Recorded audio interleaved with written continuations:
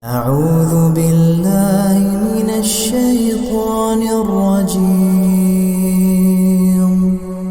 بسم الله الرحمن الرحيم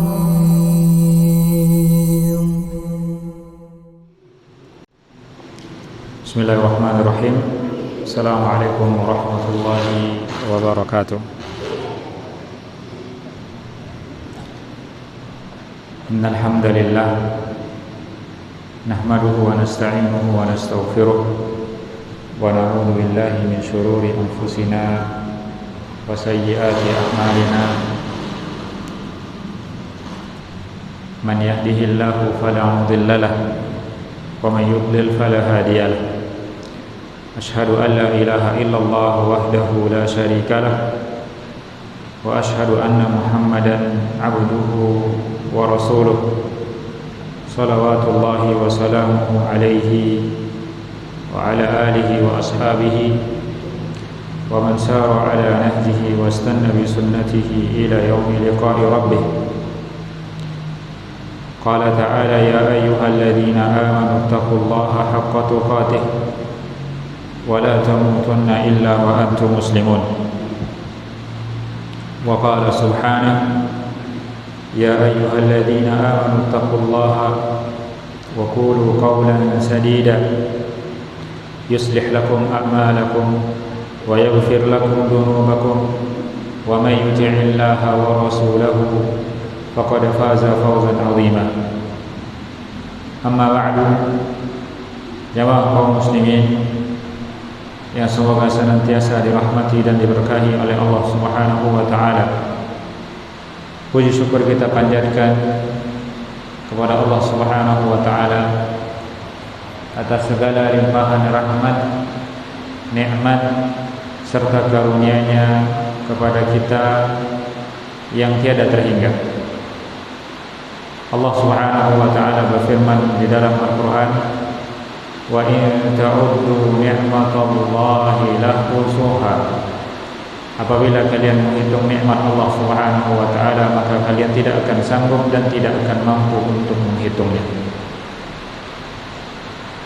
Dan di antara nikmat yang paling agung yang kita terima sebagai seorang manusia tentu adalah nikmat hidayah dan petunjuk serta bimbingan dari Allah Subhanahu wa taala untuk menapaki jalan yang lurus. Itu adalah yang kita minta terus di dalam salat kita, ihdinas siratal mustaqim. Tunjukilah kami jalan yang lurus. Maka ketika Allah Subhanahu wa taala memberikan kepada kita petunjuk untuk menapaki jalan yang lurus tersebut, maka sungguh itu adalah nikmat yang sangat besar yang sangat patut untuk kita syukuri. Kemudian salawat beserta salam semoga selalu tercurahkan kepada baginda Nabi Muhammad sallallahu alaihi wasallam. Begitu juga kepada keluarga beliau, para sahabat beliau, dan orang-orang yang mengikuti jalan beliau hingga hari kiamat kelak. Jamaah kaum muslimin rahimani wa rahimakumullah. Pada malam hari ini insyaallah kita akan membuka majlis ilmu kita tentang sirah nabawiyah atau perjalanan kehidupan Nabi Muhammad sallallahu alaihi wasallam. Jamaah kaum muslimin rahimani wa rahimakumullah. Sosok Nabi Muhammad sallallahu alaihi wasallam adalah sosok yang sangat agung dan istimewa. Hal tersebut diakui oleh kawan ataupun lawan. Disebutkan bahwa ada seorang pendeta Yahudi yang bernama Abdullah ibn Salam. Seorang pendeta Yahudi yang bernama Abdullah bin Salam di kota Madinah. Ketika Rasulullah SAW sampai ke kota Madinah, ia bergegas mendatangi Rasulullah SAW untuk melihatnya secara langsung. Karena memang orang-orang Yahudi sudah mendapatkan informasi di dalam kitab mereka tentang kedatangan Nabi akhir zaman. Maka ketika ada orang yang mengaku sebagai seorang Nabi datang ke kota Madinah, yang mana orang-orang Yahudi sudah bertempat di di kota Madinah tersebut dalam waktu yang cukup lama.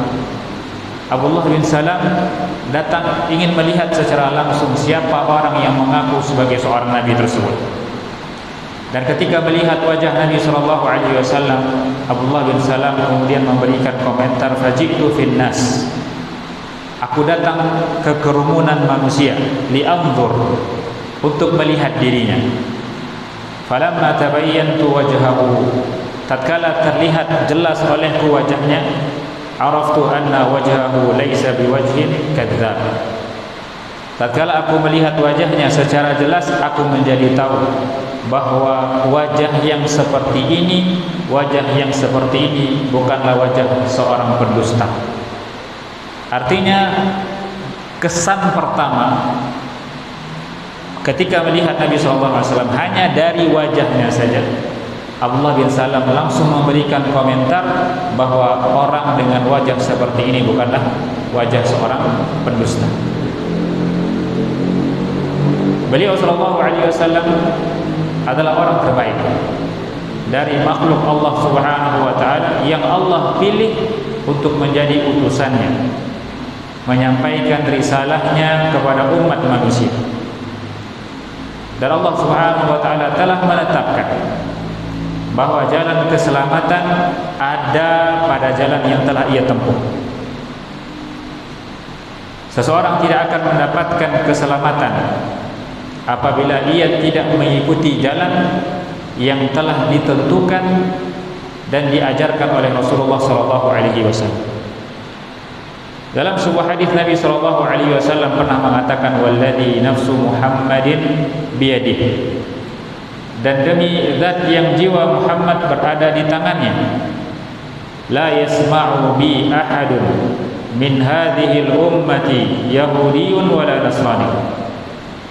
Tidaklah salah seorang dari manusia mendengar tentangku, baik ia seorang Yahudi ataupun seorang Nasrani, thumma yamutu, kemudian ia wafat, walam yu'min billadzi ursiltu bihi, kemudian dia belum beriman kepada apa yang aku bawa, illa kana min ashabin nar, kecuali pasti dia akan menjadi penduduk neraka.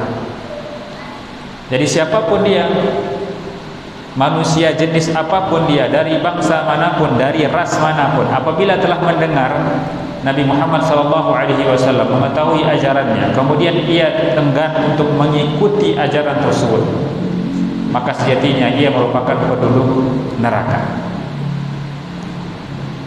Kemudian jamaah kaum muslimin rahimani wa rahimakumullah, ada sebuah pertanyaan yang mungkin perlu kita jawab terlebih dahulu sebelum kita mempelajari sirah Nabi kita Nabi Muhammad SAW. Kenapa kita perlu mempelajarinya?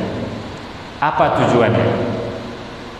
Karena ketika kita memiliki alasan yang jelas dan tujuan yang jelas ketika mempelajari sejarah kehidupan Nabi Muhammad SAW, maka itu akan menjadi motivasi yang kuat bagi kita untuk mau mempelajarinya dan bersabar ketika mempelajarinya. Para ulama menjelaskan bahwa mempelajari sejarah Nabi Muhammad SAW memiliki peran yang sangat penting bagi seorang muslim. Sehingga kita dapati para salaf terdahulu, orang-orang terdahulu, orang-orang saleh terdahulu memberikan porsi yang cukup dalam mempelajari sejarah kehidupan Nabi Muhammad SAW. Di antaranya perkataan Ali bin Husain ibn Ali, cucu dari Ali bin Abi Thalib, di mana beliau mengatakan, "Kunna nu'allimu maghaziyan Nabi kama nu'allimu surata minal Qur'an."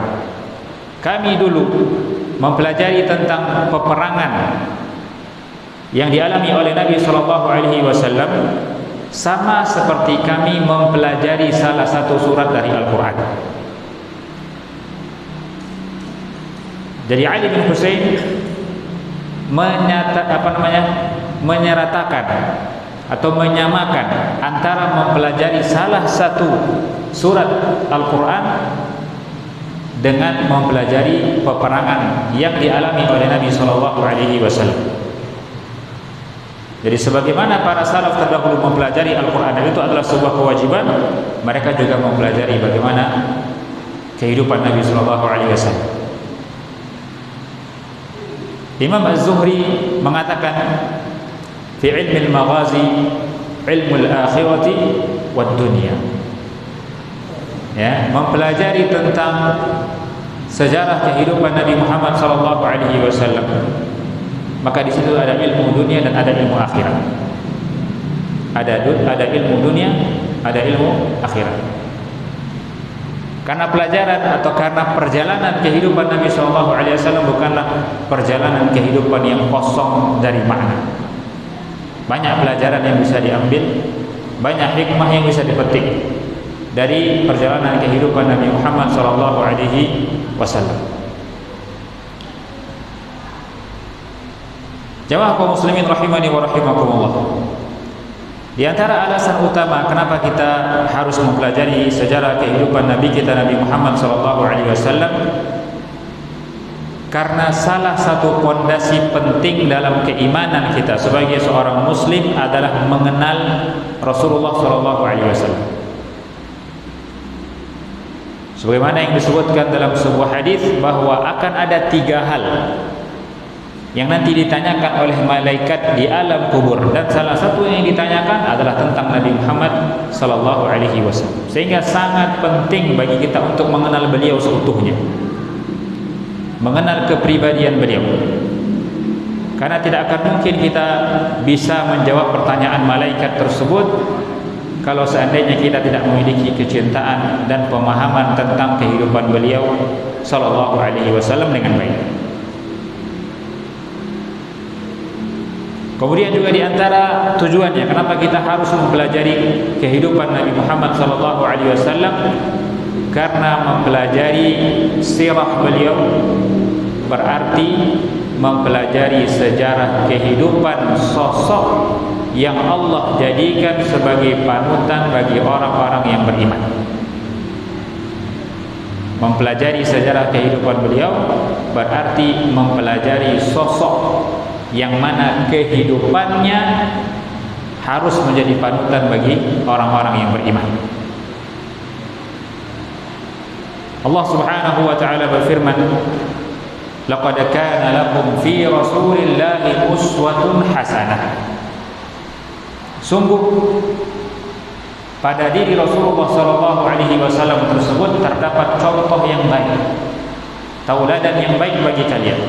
Liman kana yarjullaha wal yawmal akhir wa dzakarallaha katsiran. Bagi orang-orang yang mengharapkan Allah dan hari akhir dan banyak mengingat Allah Subhanahu wa taala. Jadi itu yang pertama. Itu yang kedua, apa? Yang pertama tadi kita harus mempelajarinya karena Nabi sallallahu alaihi wasallam adalah salah satu dari 3 pertanyaan yang nanti akan ditanya oleh malaikat di alam kubur. Kemudian yang kedua, mempelajari sejarah kehidupan beliau berarti mempelajari sejarah kehidupan sosok yang Allah jadikan sebagai panutan bagi seorang muslim. Tentu kalau kita ingin mengikutinya, kita harus tahu dulu bagaimana kehidupannya.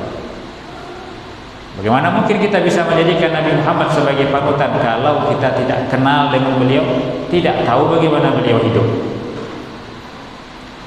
Kemudian yang ketiga, mempelajari sejarah kehidupan Nabi sallallahu alaihi wasallam berarti mempelajari sejarah kehidupan orang yang mengikutinya dan mencontohnya adalah syarat untuk mendapatkan kecintaan dari Allah.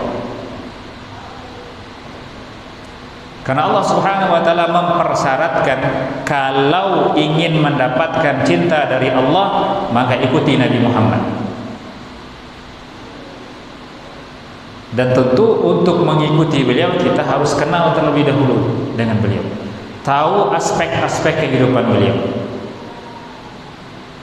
Allah Subhanahu wa taala berfirman, "Qul in kuntum tu'minuna qul in kuntum tuhibbuna Allah fattabi'uni yuhibbukumullah wa yaghfir lakum dhunubakum wallahu ghafurur rahim."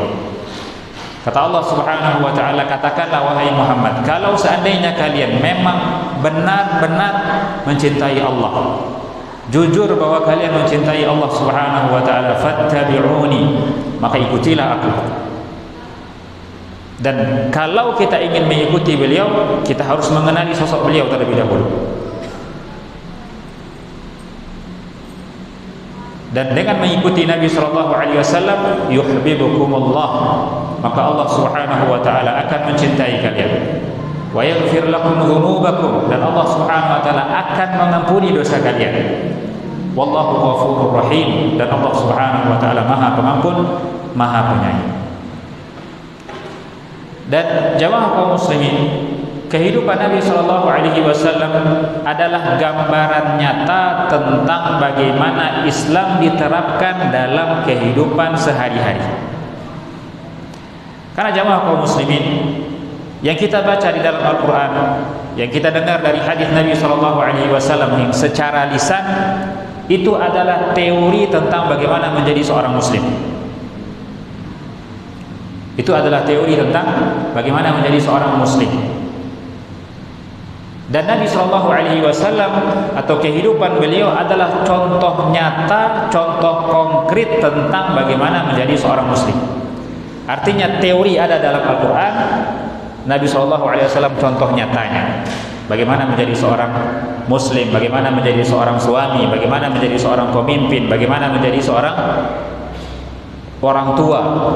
Artinya Nabi sallallahu alaihi wasallam mewujudkan nilai-nilai Al-Qur'an di dalam kehidupan beliau. Sehingga Al-Qur'an yang sebelumnya berbentuk teori, maka dinampakkan secara nyata di kehidupan sehari-hari oleh Nabi sallallahu alaihi wasallam. Sehingga kita tahu bagaimana cara menerapkannya. Sebagai contoh saja ketika Allah Subhanahu wa taala mengatakan wa aqimus salata wa atuz zakat.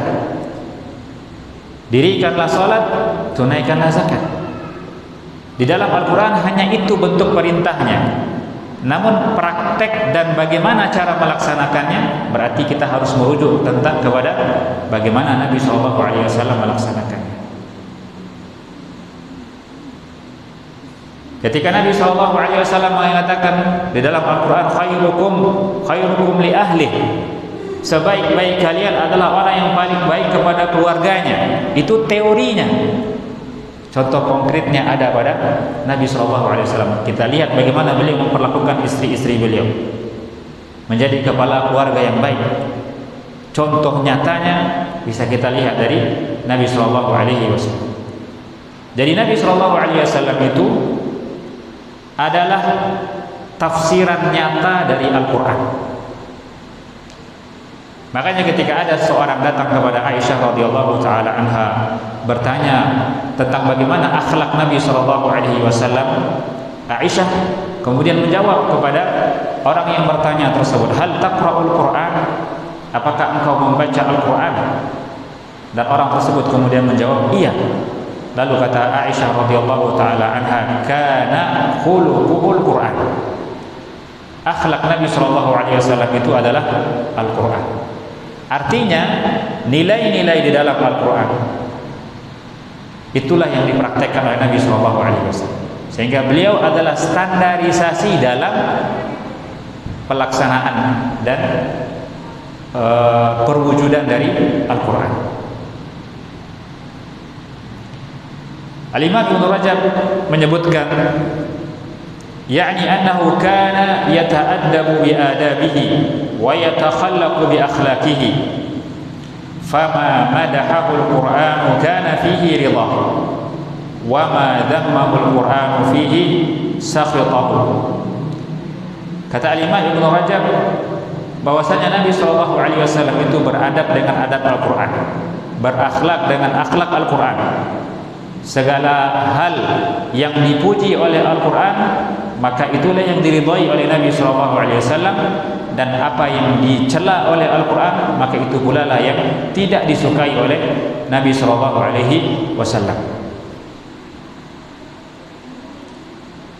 Makanya tadi kita katakan Nabi SAW itu adalah standarisasi dalam pelaksanaan Islam. Aslinya beliau adalah potret muslim ideal, potret muslim yang paling sempurna, sehingga beliaulah yang menjadi rujukan kita dalam melaksanakan keislaman. Sehingga perlu dan sangat penting bagi kita untuk mengetahui sejarah kehidupan beliau. Dan Allah Subhanahu wa taala pun telah menetapkan di dalam Al-Qur'an bahwasanya Nabi sallallahu alaihi wasallam adalah sosok yang berada di atas akhlak yang mulia. Allah Subhanahu wa taala berfirman, "Wa innaka la'ala khuluqin 'azim." Sesungguhnya engkau wahai Muhammad sesungguhnya berada di atas akhlak yang mulia. Berada di atas akhlak yang agung. Disebutkan oleh Syekh Abdul Hamid Ibn Badis, beliau mengatakan wa fiqhul Qur'anil Karim yatawaqqafu ala fiqhi hayatihi Nabi sallallahu alaihi wasallam wa sunnatihi. Memahami Al-Qur'an itu berkaitan erat dengan pemahaman tentang kehidupan Nabi dan sunnahnya. Jadi kalau kita ingin memahami Al-Qur'an, maka pemahaman kita terhadap Al-Quran itu berkaitan erat dengan pemahaman kita terhadap kehidupan dan sunnah Nabi SAW. Wa fiqhu hayatihi yatawaqqafu 'ala Al-Quran. Dan pemahaman terhadap kehidupan Nabi SAW juga berkaitan erat dengan Al-Quran. Wa fiqhul Islam yatawaqqafu 'ala fiqhihima. Dan kalau ingin memahami Islam seutuhnya, ingin memahami bagaimana agama Allah Subhanahu wa taala ini, maka itu berkaitan seluruhnya dengan pemahaman terhadap kedua-duanya, pemahaman terhadap Al-Qur'an dan sunnah Nabi sallallahu alaihi wasallam. Kemudian juga kita mempelajari sirah Nabi kita Nabi Muhammad sallallahu alaihi wasallam karena kehidupan beliau itu ibarat timbangan dalam menentukan nilai suatu amalan. Apakah amalan tersebut benar atau tidak? Setiap amalan yang sesuai dengan petunjuk Nabi sallallahu alaihi wasallam, maka itu adalah amalan yang benar. Dan setiap amalan yang tidak selaras dengan petunjuk dan jalan kehidupan Nabi sallallahu alaihi wasallam, maka amalan tersebut pasti tertolak. Sufyan ibn Uyainah mengatakan, Inna Rasulullah sallallahu alaihi wasallam huwal mizanul akbar. Rasulullah, kata beliau, adalah timbangan. Fa'alaihi tu'radul asya. Segala sesuatu harus diukur dengan beliau terlebih dahulu. Harus diukur dengan beliau. Ala khuluqihi wa siratihi wa hadihi. Diukur apakah sesuai dengan akhlaknya, sesuai dengan jalan kehidupannya, sesuai dengan petunjuknya. Harus diukur dulu. Apapun yang kita kerjakan, apapun yang kita amalkan, harus diukur terlebih dahulu. Fama wafaqaha fahuwal haq, wa ma khalafaha fahuwal batil. Apapun yang sesuai dengan akhlak beliau, dengan jalan kehidupan beliau, berarti itu yang benar. Dan apapun yang berselisih dengan itu, berarti itu yang salah.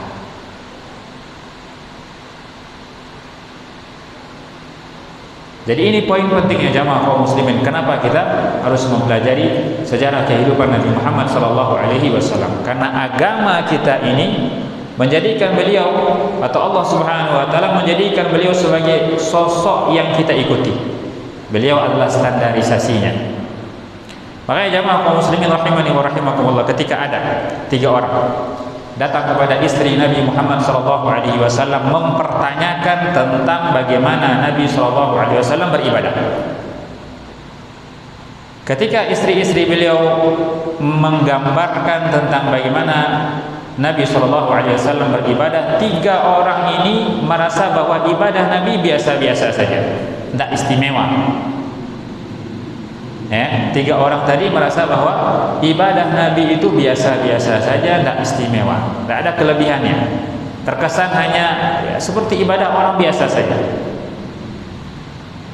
Akhirnya mereka berpikir dan menyangka bahwa Nabi beribadah dengan standar seperti ini karena beliau sudah mendapatkan jaminan surga. karena sudah mendapatkan jaminan bahwa kesalahannya diampuni, baik itu kesalahan di masa lampau ataupun kesalahan di masa datang, sehingga beliau santai dalam tanda kutip ketika beribadah. Itu yang ada dalam pikiran 3 orang tadi. Lalu apa yang terjadi? Akhirnya mereka mengkreasikan ibadah untuk lebih banyak dan lebih tinggi ibadahnya dari Nabi SAW. Karena manusia-manusia selain Nabi tentu belum dapat jaminan ampunan, sehingga perlu usaha lebih, perlu standar yang lebih tinggi daripada yang diamalkan oleh Nabi SAW. Nabi standarnya segitu karena sudah dapat jaminan ampunan. Nah, kita karena belum dapat jaminan ampunan berarti harus lebih daripada itu. Akhirnya 3 orang tadi jamaah kaum muslimin, salah satu di antaranya mengatakan, amma ana fa sa'aqumul laila wala arqud. Orang yang pertama mengatakan, adapun saya akan melaksanakan salat malam terus dan tidak akan pernah tidur malam. Yang kedua mengatakan, amma ana fa asumu wala uftir. Sedangkan saya akan berpuasa terus dan tidak akan pernah berbuka. Yang ketiga mengatakan, amma ana fala atazawwajun nisa. Yang ketiga mengatakan, kalau saya tidak akan menikah sama sekali.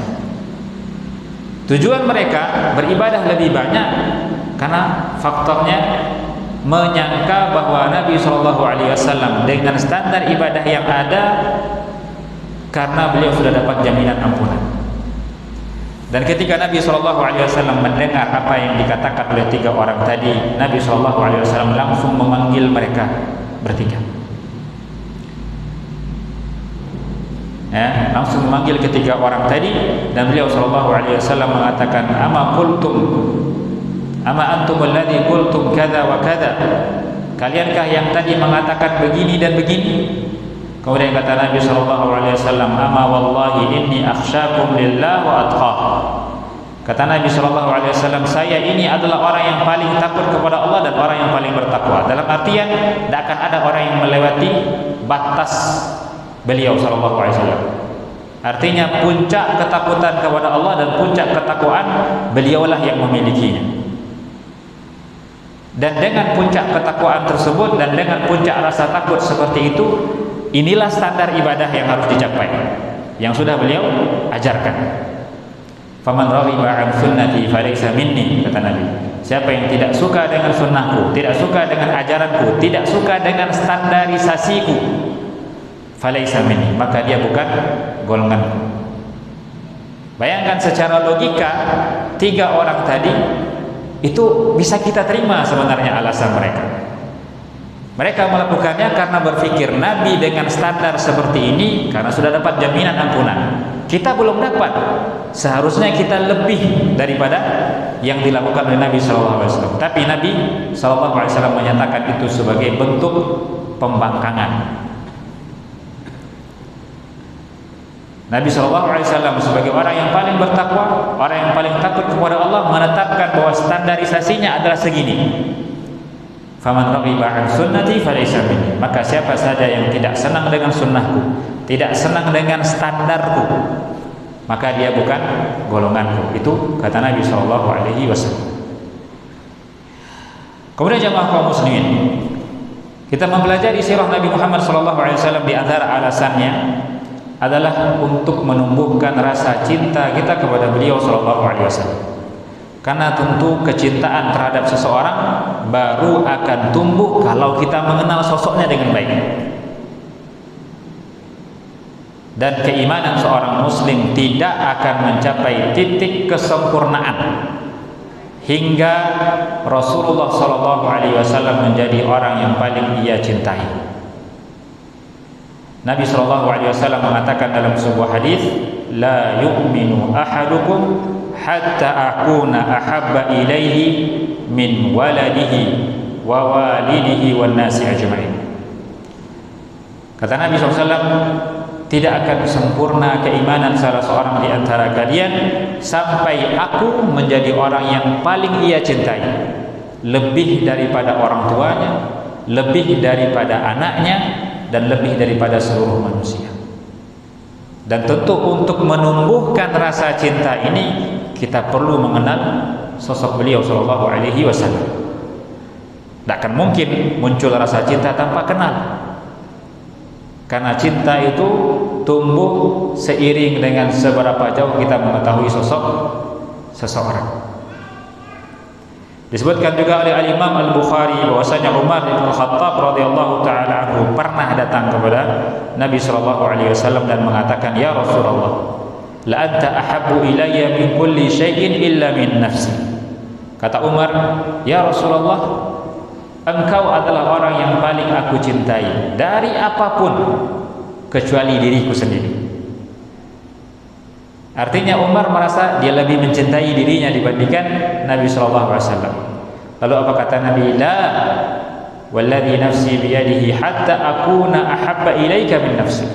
Tidak wahai Umar, tidak sempurna sampai aku menjadi orang yang paling engkau cintai bahkan lebih dari dirimu sendiri. Kemudian Umar mengatakan, fa innahu al-ana wallahi la anta ahabbu ilayya min nafsi. Kemudian Umar mengatakan, sesungguhnya saat ini demi Allah engkau adalah orang yang paling aku cintai lebih daripada diriku sendiri. Kemudian juga jemaah kaum muslimin, seseorang yang mengenal dan mengetahui sosok Nabi Muhammad SAW, mengetahui sejarah kehidupan beliau, mengetahui sifat dan akhlaknya, jika dia adalah seorang yang insaf, orang yang adil dalam menilai, tidak terpengaruhi oleh sudut pandang yang lain, pasti akan mengalami apa yang dialami oleh seorang sahabat yang mulia yang bernama Thumamah bin Uthal. Disebutkan bahwa Thumamah bin Uthal ini ditangkap oleh para sahabat, kemudian diikat di tiang Masjid Nabawi selama 3 hari 3 malam. Dan Nabi SAW setiap kali mendatangi masjid di pagi harinya bertanya kabar terus kepada Thumamah ini, bertanya kabar saja. Setelah itu tidak ada lagi pembicaraan apapun. Setiap pagi hanya sekedar bertanya saja kabarnya. Kemudian setelah 3 hari Nabi SAW membebaskan Thumamah dan mengizinkannya untuk pergi. Namun yang terjadi, Thumamah malah mengikrarkan keislamannya di hadapan Nabi SAW. Jadi selama 3 hari itu Thumamah yang terikat di tiang Masjid Nabawi melihat bagaimana keseharian Nabi SAW. Kalau dari sisi bicara cuma pagi saja ditanya kabar, itu pun hanya tanya kabar saja. Sisanya tidak ada pembicaraan apapun, tidak ada dakwah, tidak ada penyebutan ayat, tidak ada penyebutan hadis, tidak ada nasihat, tidak ada wejangan, enggak. Jadi Thumamah tertarik dengan agama Islam murni karena melihat Nabi SAW, sifat beliau, akhlak beliau selama 3 hari tersebut. Sampai-sampai Thumamah mengatakan, wallahi ma kana 'alal ardi wajhun abghadu ilayya min wajhik. Demi Allah, sebelum ini tidak ada wajah yang paling aku benci melebihi wajahmu. Faqad asbaha wajhuka ahabbul wujuhi ilayya. Dan hari ini wajahmu menjadi wajah yang paling aku cintai. Jadi Thumamah jamaah kaum muslimin hanya menilai Nabi dari kehidupan selama 3 hari itu saja, tidak lebih, tidak kurang, tidak ada pembicaraan spesifik tentang Islam, tidak. Hanya melihat sosok beliau, bagaimana beliau beribadah, bagaimana beliau berinteraksi dengan para sahabatnya. Itu yang membuat beliau merasa kagum dengan Nabi SAW. Makanya disebutkan oleh Al-Imam Ibnu Hazm rahimahullah bahwasanya mempelajari sirah Nabi Muhammad itu akan menambah keimanan orang-orang yang sudah beriman dan akan membuat orang yang tidak beriman bisa beriman. Beliau mengatakan, inna sirata Muhammadin sallallahu alaihi wasallam liman tadabbaraha taqtadi tasdiqahu daruratan. Kata beliau, sesungguhnya mempelajari sejarah kehidupan Nabi Muhammad sallallahu alaihi wasallam dengan jujur dan merenunginya, itu akan menyebabkan seseorang membenarkan beliau, pasti membenarkan beliau. wa tashhadu lahu bi annahu Rasulullah haqqan, dan pasti akan bersaksi bahwa dia adalah benar-benar utusan Allah. Falau lam takun lahu mu'jizah ghaira siratihi lakafa. Kata Ibnu Hazm, kalau seandainya Nabi itu tidak punya mukjizat selain sejarah kehidupan beliau, selain keseharian beliau, selain akhlak yang beliau tunjukkan, maka semuanya itu sudah cukup untuk membuktikan bahwa beliau adalah seorang Nabi. Kehidupan beliau sehari-hari saja, sifat beliau, akhlak beliau, karakter beliau, itu sudah cukup menjadi bukti dan sebagai mukjizat yang menyatakan bahwa beliau adalah utusan Allah Subhanahu wa ta'ala. Jadi ini jamaah kaum muslimin, beberapa hal dan beberapa alasan yang harus kita pahami kenapa kita mempelajari kehidupan Nabi Muhammad SAW. Kemudian jamaah kaum muslimin rahimani wa rahimakumullah, sebelum kita masuk kepada sejarah kehidupan Nabi SAW, tentu kita harus mengetahui terlebih dahulu latar belakang di mana beliau diutus. Karena untuk memahami sejarah kehidupan beliau, kita harus tahu terlebih dahulu latar belakangnya. Nabi Muhammad SAW sebagaimana kita ketahui diutus di Jazirah Arab. Diutus di Jazirah Arab pada abad ke-6 Masehi. Pada abad ke-6 Masehi. Jazirah Arab atau kata Arab ini secara bahasa berarti padang pasir, tanah yang gundul dan gersang. Dan orang-orang yang hidup di tanah tersebut dikenal sebagai bangsa Arab. Dan karena Jazirah Arab ini adalah daerah yang tandus, daerah yang kering, diisi oleh padang pasir, maka secara tidak langsung kondisi geografis tersebut memberikan dampak positif kepada orang-orang yang tinggal di dalamnya, di mana orang-orang Arab tersebut tidak pernah mendapatkan penjajahan dari bangsa lain. Tidak pernah mendapatkan penjajahan dari bangsa lain. Padahal di dalam sejarah kita perhatikan orang-orang Arab ini hidup di antara dua kerajaan besar pada waktu itu. Kerajaan Romawi yang ada di sebelah barat, kemudian kerajaan Persia yang ada di sebelah timur. Karena kondisi geografis mereka itu kondisi yang tidak menarik untuk dijajah. Hanya padang pasir, tidak ada pertanian, tidak ada air, sehingga banyak dari bangsa-bangsa sekitar, terutama orang-orang Romawi dan orang-orang Persia, tidak melirik sedikit pun bangsa Arab untuk dijajah. Kemudian daerah utara dan selatan dari Jazirah Arab ini, itu daerah Yaman dan juga daerah Syam, itu merupakan jalur lintas perdagangan pada zaman itu.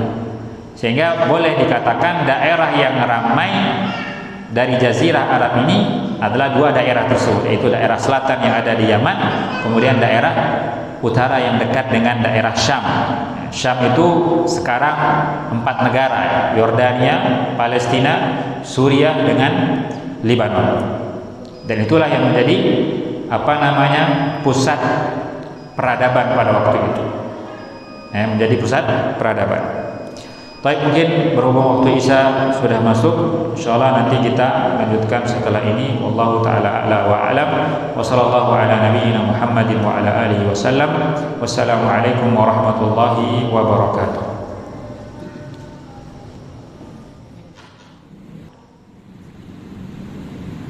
Bismillahirrahmanirrahim. Assalamualaikum warahmatullahi wabarakatuh. Alhamdulillah rabbil alamin, wassalatu wassalamu ala Rasulillah wa ala alihi wa ashabihi wa man wala. Amma ba'd. Jamaah kaum muslimin rahimani wa rahimakumullah. Kita lanjutkan kajian kita pada malam hari ini. Sebelumnya kita katakan bahwasanya Jazirah Arab adalah daerah yang tandus gersang, dan itu berbeda dengan zaman sekarang. Dahulu peradaban yang ada di sekitar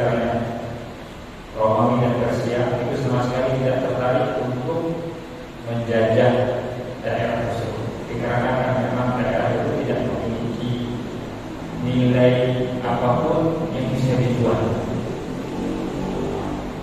Dan daerah dari Jazirah Arab yang ramai untuk ada peradaban hanya di daerah utara, daerah Syam, kemudian daerah selatan yang ada di Yaman.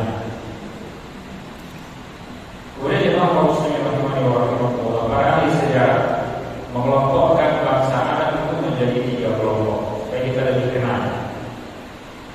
Para ahli sejarah mengelompokkan bangsa Arab itu menjadi 3 kelompok. Yang pertama ada namanya Al-Arab Al-Bahidah, yaitu bangsa Arab terdahulu yang telah punah, yaitu bangsa-bangsa Arab yang diutus kepada mereka Rasul-Rasul terdahulu dan telah punah, ya seperti kaum 'Ad, kaum Tsamud dan yang sebagainya. Kemudian ada Al-Arab Al-'Aliyah, yaitu bangsa Arab keturunan Yashdud ibnu Ya'rub bin Qahtan, atau disebut dengan orang-orang Qahtaniyah. Disebut dengan orang-orang Qahtaniyah. Mereka yang tinggal di daerah Yaman, dan memang peradaban Arab itu atau peradaban bangsa Arab itu yang hidup adalah daerah selatan, daerah Yaman, karena itu merupakan pertama secara perdana yang memungkinkan di situ. Kemudian yang kedua itu adalah pelabuhan, daerah adalah pelabuhan perdagangan. Ini merupakan salah satu jalur penting dalam perdagangan dunia itu daerah Yaman. Sehingga daerah itu memang daerah yang cukup ramai dan ada peradaban di situ. Kemudian yang ketiga yaitu Al-Arab Al-Musta'ribah, yaitu bangsa Arab yang merupakan keturunan Nabi Ismail alaihissalam, dan mereka lah yang menempati daerah Hijaz, yaitu daerah Mekah. Jadi yang muslimin rahimahullah, kota Mekah ini sebelumnya adalah sebuah lembah tandus yang tidak dihuni, sebuah lembah tandus yang tidak dihuni. Jadi kalau misalnya seperti kita katakan tadi, daerah yang ramai, yang daerah dari Jazirah Arab itu yang memiliki peradaban hanya ada di daerah selatan, yaitu daerah Yaman sekarang, dan daerah utara. Daerah tengah, daerah Hijaz, Mekah, Madinah, Taif dan yang selainnya itu daerah kosong, hanya dihuni oleh orang-orang Arab Badui yang mereka hidup secara nomaden, berpindah dari satu tempat kepada tempat yang lain, tidak membentuk sebuah kota. Jadi kota Mekah pada waktu itu adalah sebuah lembah tandus yang tidak berpenghuni. Dan Nabi Ibrahim alaihissalam atas perintah dari Allah Subhanahu wa taala berangkat dari Palestina menuju ke sebuah lembah tandus untuk meninggalkan anak dan istrinya, Hajar dan Ismail alaihissalam. Ditinggalkan istri dan anaknya di sebuah lembah tandus tidak berpenghuni, tidak ada makanan. Akan tetapi Allah Subhanahu wa taala mengirimkan nikmatnya berupa air Zam-Zam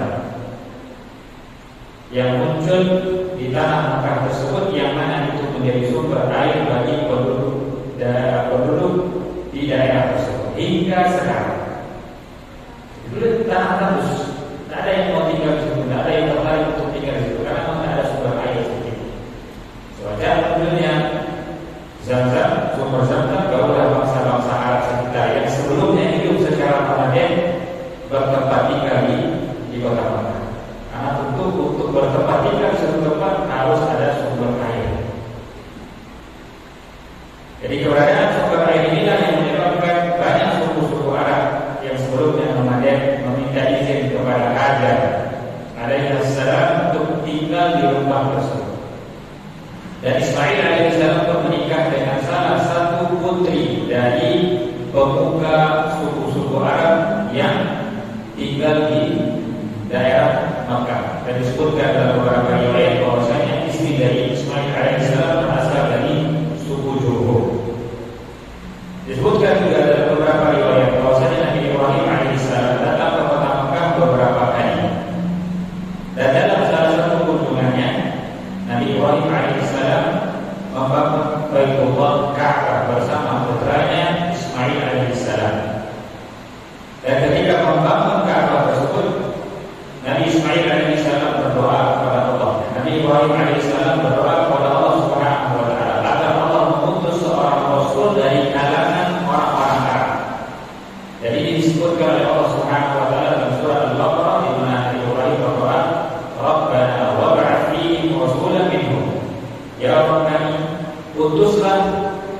kepada mereka seorang utusan dari golongan mereka.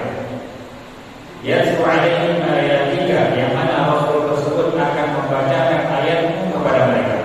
Wa yu'allimuhumul kitaba wal hikmah, dan mengajarkan kepada mereka al-kitab dan hikmah. Wa yuzakkihim, dan mensucikan mereka. Innaka antal azizul hakim, sesungguhnya engkau adalah Zat yang maha perkasa dan maha bijaksana. Jadi itu doa yang dipanjatkan oleh Nabi Ibrahim alaihissalam. Dan doa itu dikabulkan oleh Allah Subhanahu wa taala dengan diutusnya Nabi Muhammad SAW yang merupakan keturunan dari Nabi Ismail alaihissalam.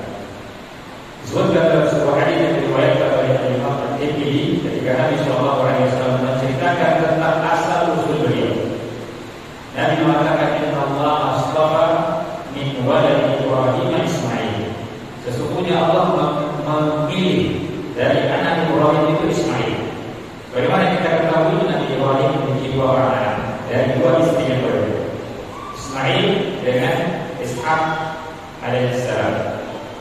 Dan semua nabi mayoritas merupakan keturunan dari Ishak alaihissalam. Semua nabi adalah keturunan Nabi Ishak alaihissalam. Sampai yang terakhir Nabi Isa alaihissalam, semuanya berada pada jalur keturunan Nabi Ishak alaihissalam. Adapun Nabi Muhammad SAW, maka beliau adalah satu-satunya Nabi yang diutus oleh Allah Subhanahu wa taala yang merupakan keturunan Nabi Ibrahim, akan Nabi melalui jalur Nabi Ismail alaihissalam. Makanya Nabi SAW mengatakan dalam hadis yang tadi kita sebutkan, sesungguhnya Allah Subhanahu wa taala memilih dari anak Ibrahim Ismail.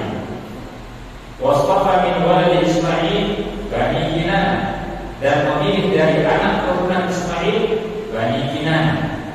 Wasfafa min Bani Kinanah Quraisyan, dan memilih dari anak keturunan Kinanah orang-orang Quraisy.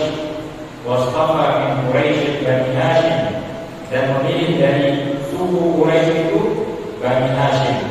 Wasfafa min Bani Hashim, kemudian memilih bukan Nabi Sallallahu Alaihi Wasallam dari Bani Hashim. Jadi itulah sejarah keturunan bangsa Arab. Kemudian jemaah kaum muslimin rahimahumullah, bagaimana dengan agama bangsa Arab sebelum diutusnya Nabi Muhammad SAW? Pada awalnya bangsa Arab, daerah Hijaz itu, daerah Makkah itu, beragama di atas agama Nabi Ibrahim alaihissalam. Mereka adalah orang-orang yang mengkomitkan Allah Subhanahu wa taala. Akan tetapi perjalanan waktu menyebabkan terjadinya perubahan pada agama bangsa Arab tersebut. Namun sisa-sisa dari ritual agama Nabi Ibrahim itu masih ada, bahkan sampai ketika Nabi Muhammad SAW diutus, seperti penyembelihan, pelaksanaan ibadah haji, dan yang selainnya itu masih ada dan masih berlaku di kalangan orang-orang Arab, walaupun dengan bentuk ritual yang sudah menyeleweng. Walaupun dalam bentuk ritual yang sudah menyeleweng dari aslinya. Perubahan agama yang terjadi pada bangsa Arab ini disebabkan oleh seseorang yang bernama Amr bin Luhai.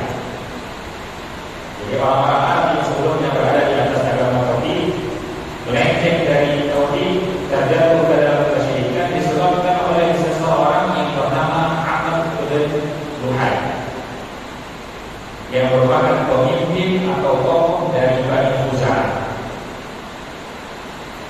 Amr bin Luhai ini, dia adalah orang yang dermawan, suka berbuat kebaikan, dan mengurusi urusan keagamaan di Jazirah Arab pada waktu itu. Sehingga orang-orang Arab menaruh hormat kepadanya, mengagungkannya, serta memuliakannya. Kemudian dalam sebuah perjalanan menuju ke daerah Syam, Amr bin Luhai melihat orang-orang Syam ini menyembah berhala. Dia melihat orang-orang Syam menyembah berhala, dan dia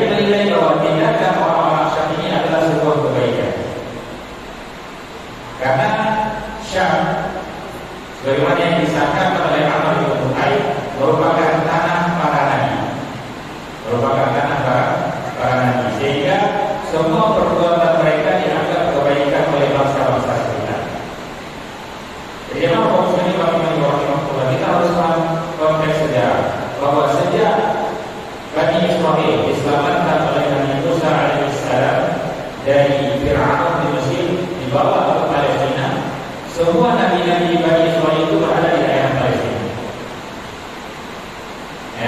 Makanya daerah Palestina atau daerah Syam itu dianggap sebagai tanah yang suci oleh bangsa-bangsa sekitar, karena disitulah kebanyakan para nabi diutus. Nabi Daud alaihissalam, Nabi Sulaiman, Nabi Zakaria, Ilyas, Nabi Yahya, dan sampai terakhir Nabi Isa alaihissalam juga diutus di daerah itu.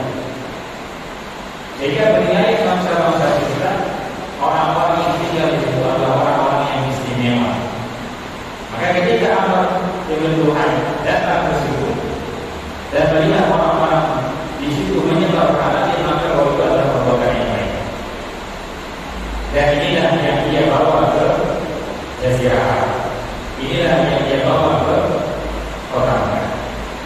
Dan dalam perjalanan perbuatan tersebut dia membawa suatu berhala yang bernama Kual, dan dia letakkan di sekitaran Ka'bah. Kemudian setelah itu dia mengajak penduduk Makkah untuk menyembah berhala tersebut. Dan tidak lama setelah itu orang-orang Hijaz mengikuti apa yang dilakukan oleh orang-orang Makkah. Kenapa? Karena bagi penduduk Hijaz, Makkah itu adalah pusat agama. Jadi bagaimana beragama di kota Makkah, berarti itu seperti itulah seharusnya kita beragama itu menurut pandangan orang-orang yang berada di daerah Hijaz. Mengenai Amr bin Luhai ini, saya berusaha yang mengatakan Fa'inna al-A'raba min waladi Ismail wa ghairihi alladhi kanu qiramu Bait al-Atiq alladhi banahu Ibrahim wa Ismail kanu kunakahu ala millati Ibrahim. Sesungguhnya bangsa-bangsa Arab yang merupakan keturunan Nabi Ismail dan bangsa-bangsa lain yang hidup di sekitar Ka'bah sebelumnya berada di atas agama yang lurus, berada di atas agama yang lurus, berada di atas agama Nabi Ibrahim. Illa an ghayyara dinahu ba'du ulati Khuza'ah wa huwa Amr bin Luhai, hingga dirubah agama mereka tersebut oleh tokoh dari Khuza'ah yang bernama Amr bin Luhai. Wa huwa awwalu man ghayyara dinahu wa huwa awwalu man ghayyara dinahu Ibrahim bisyirk. Dan dialah orang pertama yang merubah agama Nabi Ibrahim dari tauhid menuju kesyirikan. Wa tahrimu ma lam yuharrimullah, ialah yang menetapkan hal-hal yang diharamkan. Oleh karena itu Nabi sallallahu alaihi wasallam sebagaimana disebutkan oleh Al-Imam Al-Bukhari dan Al-Bukhari menyebutkan bahwa itu Amr bin Luhai, saya melihat Amr bin Luhai yadurru wasbahu ay am'a'ahu finnar. Saya melihat Amr bin Luhai ini menarik khususnya di neraka, karena dia adalah orang yang menyebabkan terjadinya kesyirikan di tanah Arab. Makanya agama-agama kesyirikan adalah agama mayoritas yang dipeluk oleh orang-orang Hijaz ketika Nabi sallallahu alaihi wasallam berutus. Adapun agama Yahudi itu tersebar di Jazirah Arab melalui migrasi orang-orang Yahudi dari daerah Palestina. Kebanyakan dari mereka memilih untuk tinggal di Yathrib atau Madinah karena mereka sudah mendapatkan informasi di dalam kitab mereka bahwa akan datang seorang nabi dan nabi tersebut akan muncul di daerah itu. Makanya ketika Nabi sallallahu alaihi wasallam hijrah ke kota Madinah, sudah ada 3 suku besar Yahudi yang tinggal di kota Madinah. Adapun agama Nasrani itu berkembang di daerah yang dekat dengan Romawi, yang dekat dengan Habasyah atau Ethiopia sekarang. Makanya agama Kristen atau agama Nasrani ketika Nabi sallallahu alaihi wasallam diutus itu ada di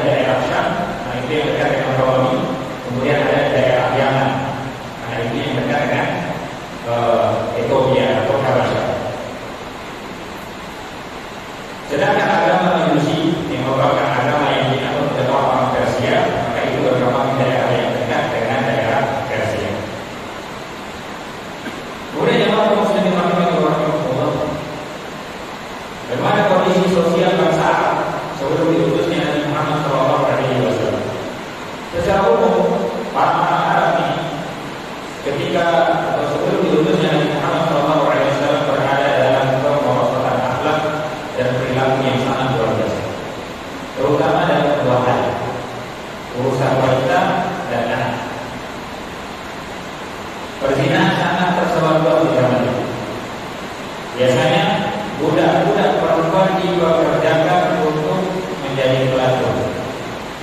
Sedangkan wanita-wanita mereka dari keturunan terpandang itu dinikahi dengan baik-baik, walaupun terkadang si suami tetap berzina dengan wanita yang lain.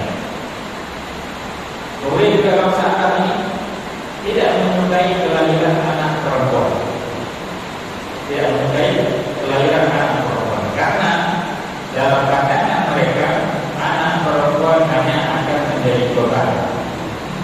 Berbeda dengan anak laki-laki yang mungkin bisa dipekerjakan untuk berburu, untuk menggala, kemudian juga bisa nanti menjadi pelindung ketika terjadi serangan.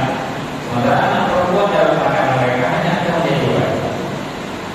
Ya, karena perempuan tidak akan bisa menjadi petarung ke depan. Dan orang-orang Arab ini juga hidup dalam fanatisme kesukuan yang sangat luar biasa. Hubungan kekerabatan bagi mereka itu sangat penting. Artinya keluarga bagi mereka itu sangat penting. Benar ataupun salah, maka keluarganya akan dibela. Sehingga banyak sekali pertikaian yang terjadi dikarenakan oleh faktor ini. Kemudian dalam Muslim setelah kita pahami kondisi geografisnya, kemudian juga kondisi agamanya dan kondisi sosialnya, artinya mereka adalah bangsa yang sebenarnya tidak punya keistimewaan dalam sudut pandang peradaban pada waktu itu. Berbeda dengan orang-orang Romawi, berbeda dengan orang-orang Persia. Mungkin timbul pertanyaan di dalam benak kita, dengan segala kemampuan moral yang mereka miliki, kemudian mereka juga tidak memiliki peradaban yang luar biasa, kenapa Allah Subhanahu wa Ta'ala memilih untuk mengutus Nabi Muhammad SAW di bangsa Arab? Kenapa bangsa Arab yang dipilih? Kenapa bukan bangsa Romawi yang mana mereka sudah punya peradaban yang lain? Kenapa tidak diutus di bangsa Persia atau mungkin di bangsa-bangsa lain yang memiliki peradaban yang jauh lebih maju? Kenapa Allah Subhanahu wa Ta'ala menempatkan Nabi Muhammad SAW di Jazirah Arab, tanah yang sama sekali tidak masuk dalam radar peradaban pada waktu itu? Setelah yang harus kita garis bawahi di sini, bahwasanya Allah Subhanahu wa Ta'ala sebagai pencipta memiliki hak untuk memilih dan melebihkan suatu bangsa dibandingkan bangsa yang lain. Allah Subhanahu wa Ta'ala berfirman, "Wa rabbuka yakhluqu ma yasha'u wa yakhtar." Dan Rabbmu dialah yang menciptakan apapun yang Dia kehendaki dan Dia pula yang memilih. Kemudian Allah Subhanahu wa Ta'ala juga menyebutkan, "Allahu a'lam haitsu yaj'alu risalah." Allah Subhanahu wa Ta'ala lebih tahu di mana Allah akan menempatkan risalah. Akan tetapi dalam kaum muslimin, para ulama mencoba meneliti, mencoba menelaah kenapa Allah Subhanahu wa Ta'ala mengistimewakan bangsa Arab sebagai bangsa yang dipilih untuk menjadi tempat diutusnya Nabi Muhammad SAW. Seorang ulama India yang bernama Abdul Hamid Al-Farabi, dia mengatakan, "Ahyani wa al-abani limadha khassa Allah Ta'ala al-Arab bi risalah." Saya merasa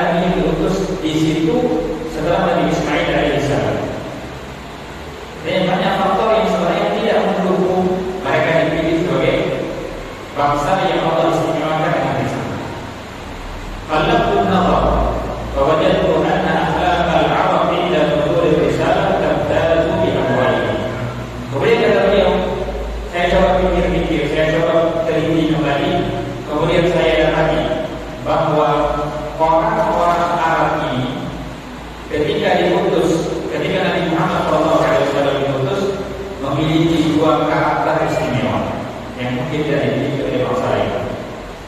Jadi kata beliau ada dua karakter istimewa yang dimiliki oleh bangsa Arab. Sehingga ini menjadi alasan kenapa Allah Subhanahu wa taala mengistimewakan mereka menjadi bangsa yang dipilih untuk mengemban risalah yang agung ini. Dan dua karakter itu kata beliau as-sidqu wal qamar. Jujur, kemudian yang kedua dermawan. Dua karakter, jujur dan dermawan. Wa ta'ammatu syariah. Kemudian kata beliau, dan saya teliti syariat ini, fa ra'aitu anna syari'ata ibadatun wa muamalat. Dan saya perhatikan agama ini, syariat ini ada dua macam, ada ibadah, ada muamalah. Ada hubungan dengan Allah, ada hubungan dengan manusia. Wal ibadatu madaruha 'ala sidqi, dan ibadah itu porosnya adalah kejujuran dan ketulusan. Orang Arab itu kalau yu beribadah. Jadi bukan tipikal mereka berkhianat. Mereka jujur dalam ucapan dan paling pantang untuk berbohong. Jadi menurut Syekh Abdul Hamid, ibadah porosnya adalah kejujuran dan ketulusan. Wal muamalat madaruha 'ala al-qamar. Sementara muamalah interaksi sosial antar manusia porosnya atau pusatnya adalah kedermawanan. Kedermawanan. Maka para ulama menjelaskan bahwa kejujuran ini yang dimiliki oleh bangsa Arab yang menimbulkan sifat ikhlas di dalam hati mereka. Kejujuran ini yang juga menimbulkan keberanian dan tekad yang kokoh pada bangsa Arab. Kejujuran ini yang juga menimbulkan sikap menepati janji, di mana orang Arab akan mengorbankan semua yang mereka miliki, harta yang mereka miliki, bahkan keluarga mereka sendiri hanya demi memenuhi janji yang telah mereka ucapkan. Kemudian karakter yang kedua, kedermawanan. Inilah yang menimbulkan kemurahan hati, mau berbagi, mau berkorban untuk orang lain. Kedermawanan itu juga yang menghilangkan sifat dengki, hasad, iri. Karena selagi masih bisa berbagi, maka mereka akan berbagi dan berkorban untuk orang lain. Dan itu selaras dengan apa yang dikatakan oleh Nabi SAW tentang bagaimana kita membangun hubungan interaksi sosial antara sesama muslim, di mana Nabi mengatakan la yu'minu ahadukum hatta yuhibba li akhihi ma yuhibbu li nafsihi. Tidak sempurna keimanan salah seorang di antara kalian sampai ia mencintai saudaranya sama seperti ia mencintai dirinya sendiri. Dan ini adalah budak dari kedermawanan. Kemudian juga di antara sifat yang dimiliki oleh orang-orang Arab ini yang membuat mereka istimewa adalah kepolosan. Kenapa? Karena mereka adalah bangsa yang terpisah jauh dari peradaban dan kekuasaan, sehingga tidak ada pada mereka itu sifat bermuka dua, penjilat, tipu daya atau yang semisalnya. Tidak ada. Kenapa? Karena mereka hidup secara merdeka, tidak beda. Padahal kalau hidup dalam lingkungan kekuasaan, maka sikap seperti itu pasti biasanya muncul bermuka dua, penjilat dan tipu daya. Kemudian dalam kaum muslimin yang ada faktor lain yang juga disebutkan oleh para ulama, kenapa bangsa Arab ini diistimewakan menjadi bangsa yang dipilih untuk mengemban risalah ini. Faktor utamanya atau di antara faktor lainnya adalah faktor bahasa Arab itu sendiri. Faktor bahasa Arab itu sendiri. Artinya bahasa Arab ini memiliki keistimewaan dibandingkan bahasa yang lain. Bahasa itu yang paling luas dari sisi pemberkataan kosakatanya, yang banyak kosakatanya, paling luas maknanya. Makanya disebutkan oleh Imam Ibnu Taimiyah rahimahullah, wal Arabu afhamu min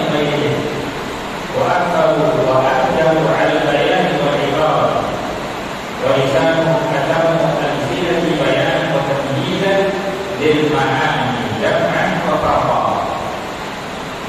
Orang Arab itu, kata beliau, adalah orang yang paling dalam pemahamannya dibandingkan bangsa lain, paling kuat hafalannya dan paling sanggup untuk menjelaskan suatu ibarat dan artisan mereka.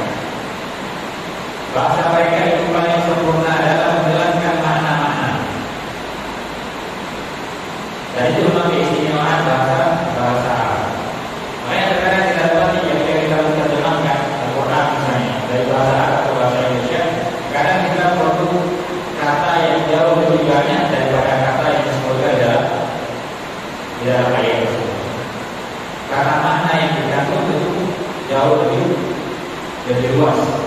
Tapi bahasa Arab mampu untuk menampung makna yang banyak tersebut dalam beberapa kata. Maka inilah salah satu keistimewaan yang dimiliki oleh bangsa Arab. Kenapa mereka menjadi bangsa yang dipilih oleh Allah Subhanahu wa taala untuk mengemban risalah.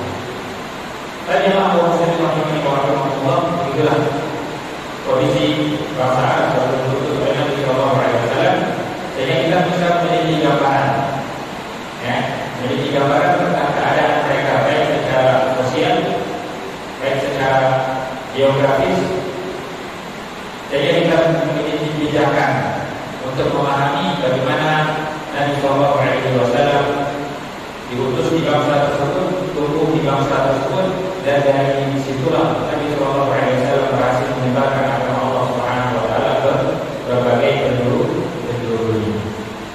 Baik, teman-teman muslimin rahimahumullah, mungkin ini yang bisa kita bahas pada malam hari ini terlebih dahulu, mengenai beberapa mukadimah atau pendahuluan sebelum kita memasuki pembahasan tentang perjalanan kehidupan Nabi Muhammad SAW, yang mana pendahuluan ini adalah fondasi kita untuk memahami bagaimana rentetan kejadian-kejadian dan perjalanan kehidupan Nabi kita Nabi Muhammad SAW. Bagaimana muslimin rahimahullah, semoga apa yang kita bahas pada malam hari ini bisa menambah ilmu kita dan menambah kecintaan kita kepada Nabi Muhammad SAW, serta menambah keimanan kita, sehingga kita bisa menjadi muslim yang lebih baik, semakin mencintai beliau sallallahu alaihi wasallam, dan semakin besar keinginan dan kesuruhan kita untuk mengikuti dan meladani beliau sallallahu alaihi